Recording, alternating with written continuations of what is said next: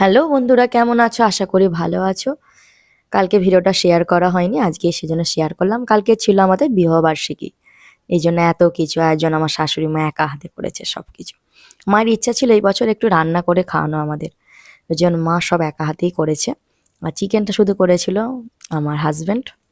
বাদে বাকি সমস্ত কিছু তরকারি সব আমার শাশুড়ি মা করে দিয়েছে। আমার শাশুড়ি মা খুবই ভালো, বলার কিছু নেই। এই যে আমার শাশুড়ি মা।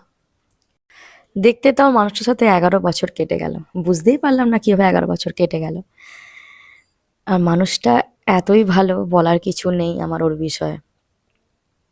খুবই ভালো, খুবই কেয়ারিং। আমাদের হয়েছিল লাভ ম্যারেজ, কিন্তু এতটাই যে ভালো আমি সেটা আশা করতে পারিনি যে এতটাই ভালো হবে।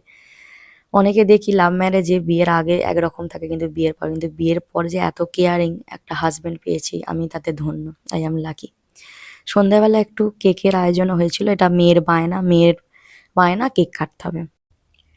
আর এইভাবেই সারা দিনটা আমার হাসি খুশিতে কাটলো, খুবই আনন্দ হলো। আর তোমরা সকলে আশীর্বাদ করো যেন আমরা এইভাবেই সারা জীবন হাসি খুশিতে থাকতে পারি, ওর সাথে আমি জীবন কাটাতে পারি। তোমরা সকলে আশীর্বাদ করো। যাই হোক, তোমরা সকলে ভালো থেকো। নেক্সট ব্লগে আবার দেখা হচ্ছে। টাটা।